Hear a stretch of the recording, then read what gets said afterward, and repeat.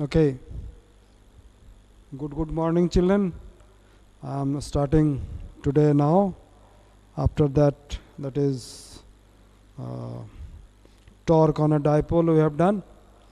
Now today we'll do that is charge distribution on the line, on a line, like it is known as linear charge density. Okay. Electric field due to a continuous charge distribution. We'll see. The first one is linear charge density. Density of charges, that is linear charge density. This is denoted by lambda sign. It is denoted by lambda sign.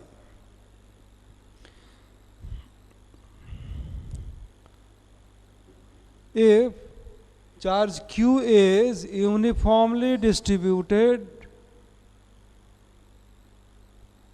on a line of length, small l, okay, then the linear charge density lambda is charge per unit length. Charge per unit length. Its unit will be coulomb meter. Unit will be coulomb meter. Okay. The charges are given to a very thin straight wire. It will be linear charge density. Now next is surface charge density, or simply surface density also. Surface charge density. This is denoted by sigma. So surface charge density is charge per unit area. Charge per unit area. Sigma is equal to Q by A. A is the area of the surface, and its unit will be coulomb meter square. Coulomb meter square. Coulomb, here it is coulomb per meter. This one is coulomb per meter square. Just Q by L, the coulomb by meter is coulomb per meter. This one is Q by A, coulomb per meter square. I missed that one. Okay. Now, number 3, volume charge density. Volume charge density. This is denoted by rho. Now, in this case, now one thing you have to remember, that charges in conductor always reside outer surface of the conductor. Keep in mind. Charges will always reside outer surface of the conductor. Charge will not stay inside the conductor. Keep in mind. Okay. So therefore here volume charge density is again what happened. Volume charge density is charge per unit volume, C coulomb per meter cube. Coulomb per meter cube. Now, in this case I told you that is on the very thin wire. Charge is uniformly distributed, Q charge. Here on a thin surface, that is a very thin disk is there. Charge is uniformly distributed of area A. Here, in this case, these two will be conductor. Now, in this case, the charge is distributed in a non-conducting sphere, non-conducting body. In non-conducting body, charge will stay inside the non-conducting body also. Now, second case, this is charge per unit length, charge per unit area, charge per unit volume. These are for uniform cases. When surfaces are uniform, charges are uniform. Now, when charges as well as the volume, surface, all are not uniform.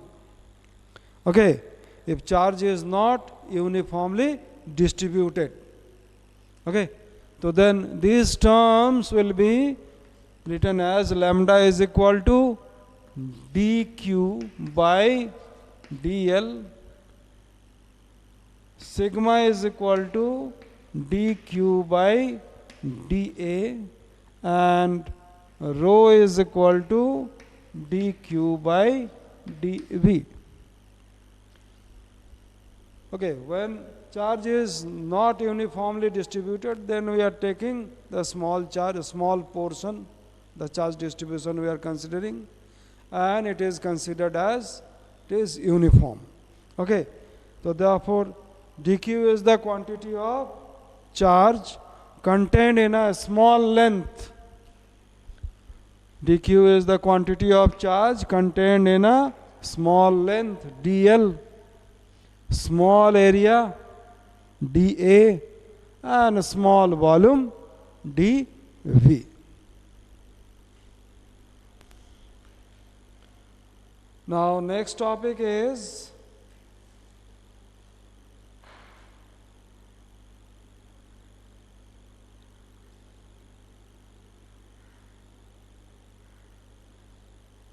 electric flux.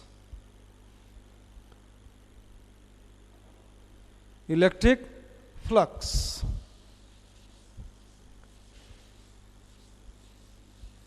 Electric flux is the electric lines of force passing through a surface or penetrating through a surface. We can say normal to the surface also.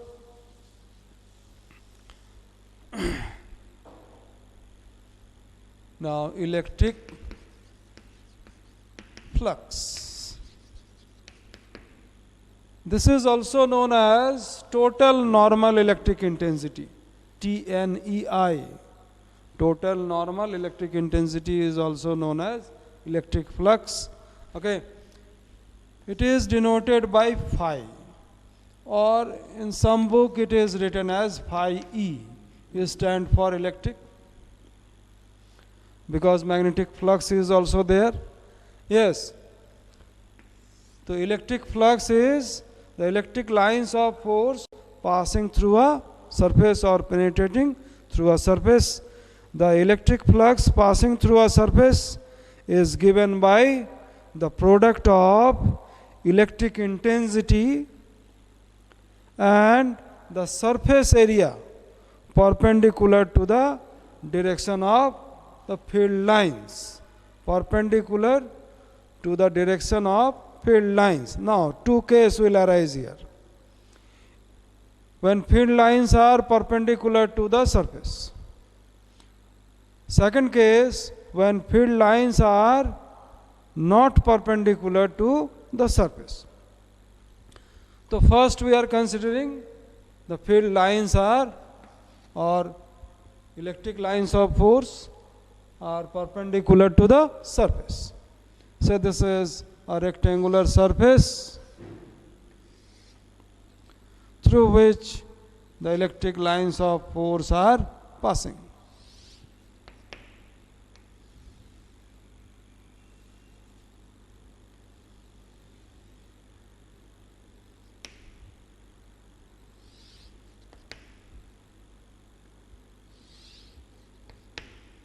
This is electric lines of force.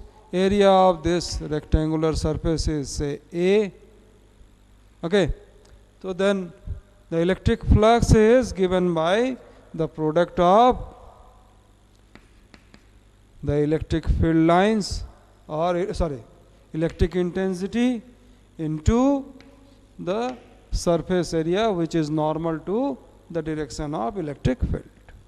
So then phi is equal to E into A. Number 2. When it is not perpendicular to the surface, when it is not perpendicular to the surface, then what happens?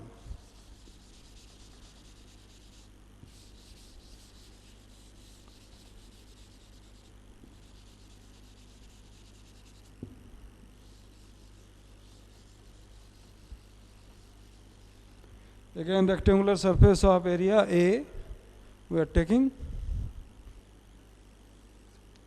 when it is not perpendicular to the surface. Say it is moving in this way.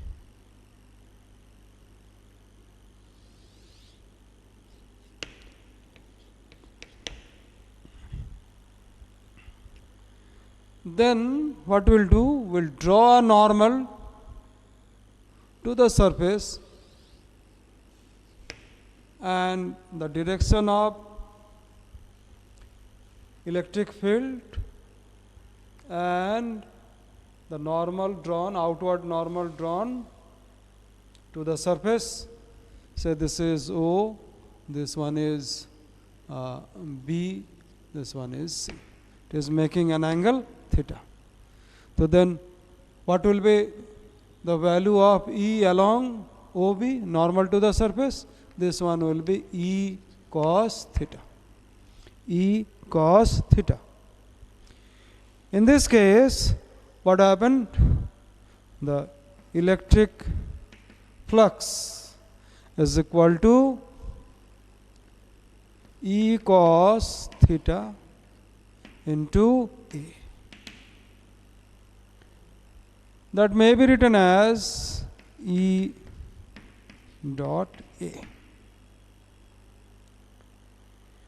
E dot A. So therefore electric flux is a scalar quantity. Now from this may be written as EA cos theta. Now first case, when theta is equal to 0, that is E is parallel to, E is perpendicular to the surface. Perpendicular to the surface. So then this is 0.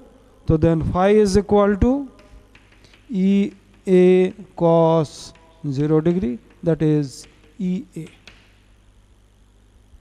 It means E is normal to the surface, E equal to 0. Number 2. When theta is equal to 90 degree, that is E is parallel to the surface. It means now intensity is going in this way.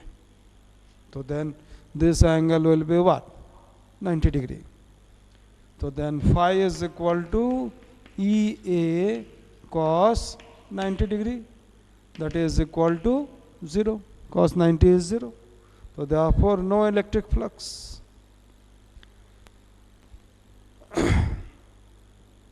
Now also number 3. This is number 2 for uniform surfaces and uniform electric field. Number 3.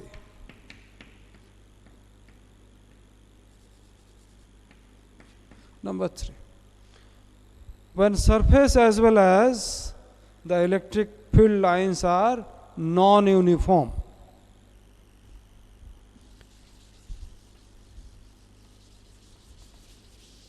then we'll consider very small surface. Say this is the surface, it is non-uniform. For that we'll consider what? Very small surface area. This total is A, so its area is what? dA. dA. Say electric lines of force will be taken. This is the normal to this surface. This angle is what? Theta. then it will be written as d phi is equal to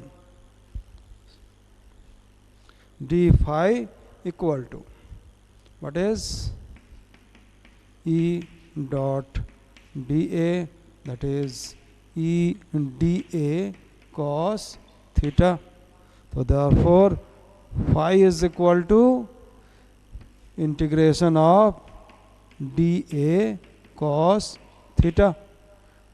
Okay, we are writing here as S means it is surface integral, or other way also we can write surface integral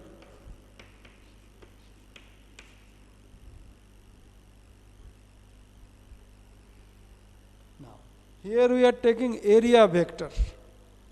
Here also we have written area vector.